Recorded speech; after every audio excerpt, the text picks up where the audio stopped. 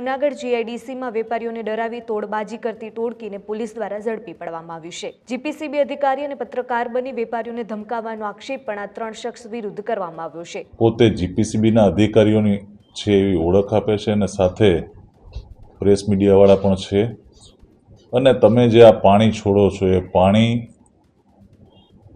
જે છે ખૂબ જ પ્રદૂષિત છે અને એને લીધે લોકોના મોત થાય છે અને હમણાં જ એક વ્યક્તિનું મોત થયું છે એટલે તમને આવા કોઈ ગંભીર ગુનામાં ફસાવી દઈશું અને એવું કહીને વેપારીઓ પાસે પૈસા માંગતા હતા। છેલ્લા 10-15 દિવસમાં આવા એક કરતાં વધારે બનાવ ધ્યાનમાં આવેલ। જીપીસીબી અધિકારી અને પત્રકાર બની વેપારીઓને ધમકાવવાનો આક્ષેપ પણ કરવામાં આવ્યો। કારખાનેદારોને ગંભીર ગુનામાં ફસાવી દેવાની ધમકી આપ્યાનો દાવો પણ કરવામાં આવ્યો। કારખાનું બંધ કરાવી દેવાની ધમકી આપી અને નાણાં પડાવ્યાનો આરોપ પણ કરવામાં આવ્યો, જેમાં દૂષિત પાણી અને કેમિકલ છોડવાના નામે વેપારીઓને ડરાવવામાં આવતા હતા। જૂનાગઢ તાલુકા પોલીસે સમગ્ર રેકેટનો પર્દાફાશ હાલ કર્યો છે, જેમાં જૂનાગઢ પોલીસે 3 આરોપીઓની ધરપકડ પણ કરી છે। છેલ્લા 10 થી 15 દિવસમાં અનેક વેપારીઓ પાસેથી નાણાં લીધાની ચર્ચા પણ જોવા મળી, જેમાં 6 ઓગસ્ટે એક વેપારી પાસેથી 21,000 પડાવ્યાનો ખુલાસો પણ સામે આવ્યો। સાથે જ 5 ઓગસ્ટે 10,000થી વધુ પડાવ્યાની માહિતી પણ સામે આવી છે। અન્ય વેપારીઓ પાસેથી 5,000 અને 15,000 પડાવ્યાની વિગતો પણ સામે આવી, જેમાં અજય જાદવ, હેમંત શેખવા અને વિજય વર્માની ધરપકડ પોલીસ દ્વારા કરવામાં આવી છે। વિવેક મહેતા અને રાકેશ પીઠડિયા હજુ પણ પોલીસ પકડથી દૂર છે। ખોટા આઈડી કાર્ડ અને બેનરથી વેપારીઓ પર દબાણ કર્યાનો આક્ષેપ પણ કરવામાં આવ્યો છે, જેમાં જૂનાગઢ જીઆઈડીસીમાં વેપારીઓને ડરાવી તોડબાજી કરતી ટોળકીને પોલીસ દ્વારા ઝડપી પાડવામાં આવી છે। જીપીસીબી અધિકારી અને પત્રકાર બની વેપારીઓને ધમકાવવાનો આક્ષેપ પણ આ 3 શખ્સ વિરુદ્ધ કરવામાં આવ્યો છે। કારખાનેદારોને ગંભીર ગુનામાં ફસાવી દેવાની ધમકી આપ્યાનો દાવો પણ કરવામાં આવ્યો। કારખાનું બંધ કરાવી દેવાની ધમકી આપી અને નાણાં પડાવ્યાનો આરોપ પણ કરવામાં આવ્યો છે, જેમાં દૂષિત પાણી અને કેમિકલ છોડવાના નામે વેપારીઓને ડરાવવામાં આવતા હતા। જૂનાગઢ તાલુકા પોલીસે સમગ્ર રેકેટનો પર્દાફાશ કર્યો છે, જેમાં જૂનાગઢ પોલીસે 3 આરોપીઓની ધરપકડ પણ કરી છે। છેલ્લા 10 થી 15 દિવસમાં અનેક વેપારીઓ પાસેથી નાણાં લીધાની ચર્ચા પણ જોવા મળી, જેમાં 5 ઓગસ્ટે 10,000થી વધુ પડાવ્યાની માહિતી સામે આવી છે। સાથે જ 6 ઓગસ્ટે એક વેપારી પાસેથી 21,000 પડાવ્યાનો ખુલાસો પણ કરવામાં આવ્યો। અન્ય વેપારીઓ પાસેથી પણ 5,000 અને 15,000 પડાવ્યાની વિગતો પણ સામે આવી છે, જેમાં અજય જાદવ, હેમંત શેખવા અને વિજય વર્માની ધરપકડ પોલીસ દ્વારા કરવામાં આવી છે। વિવેક મહેતા અને રાકેશ પીઠડિયા હજુ પણ પોલીસ પકડથી દૂર છે। ખોટા આઈડી કાર્ડ અને બેનરથી વેપારીઓ પર દબાણ કર્યાનો આક્ષેપ પણ કરવામાં આવ્યો છે।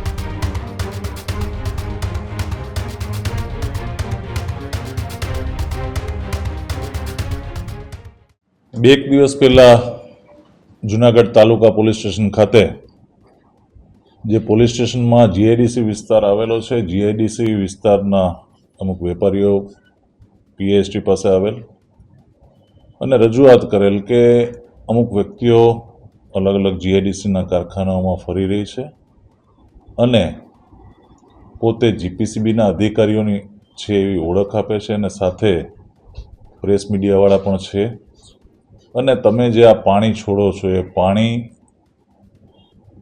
જે છે ખૂબ જ પ્રદૂષિત છે અને એને લીધે લોકોના મોત થાય છે અને હમણાં જ એક વ્યક્તિનું મોત થયું છે એટલે તમને આવા કોઈ ગંભીર ગુનામાં ફસાવી દઈશું અને એવું કહીને વેપારીઓ પાસે પૈસા માંગતા હતા। વેપારીઓને શંકા જતા વેપારીઓ પોલીસ સ્ટેશન આવેલ। તાલુકા પીએ એમની ફરિયાદ જે કંઈ છે એ બધી તપાસ કરતા, એમની વિગતની ચકાસણી કરતા છેલ્લા 10-15 દિવસમાં આવા એક કરતાં વધારે બનાવ ધ્યાનમાં આવેલ। એમાં જે 6/8/2026ના રોજ એક આ જ રીતના વેપારી હતા, એમની પાસેથી આવી જ રીતના આ ટોળકીએ 21,000 રૂપિયા પડાવેલ, જેથી એમની ફરિયાદ નોંધી ગુનો દાખલ કરી અને જે આ ગુનામાં સંડોવાયેલા છે એ કુલ 5 ઇસમો પૈકી 3 ઇસમોની પોલીસે ધરપકડ કરી છે અને 2 ઇસમો છે, 2 ઇસમોની અત્યારે પોલીસ તપાસ કરી રહી છે। સર, 3 ઇસમો પકડાયા નામ આપો।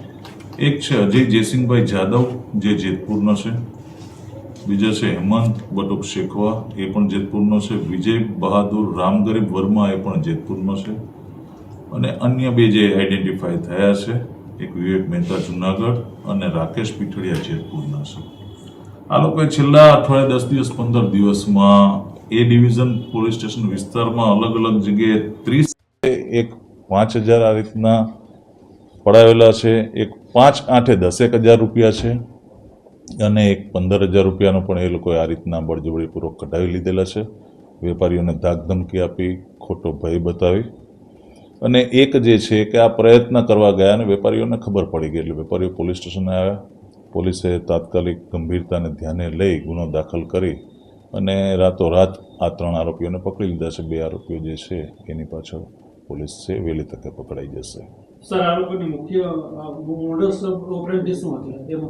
મોડસ ઓપરેન્ડી આ જ રીતના કોઈને કોઈ પણ પ્રકારનો ભય બતાવીને અથવા તો ખોટા કોઈ સરકારી ડિપાર્ટમેન્ટના અધિકારીઓ છે, પોતે પોતાની સાથે પ્રેસ મીડિયાવાળા છે, આવું કહી અને તમને આ પ્રકારના ગંભીર ગુનામાં ફિટ કરી દઈશું, આ રીતના દબાવી, ભય બતાવી અને એમની પાસેથી પૈસા પડાવી લેવા. કયા બેનરનો ઉપયોગ કર્યો?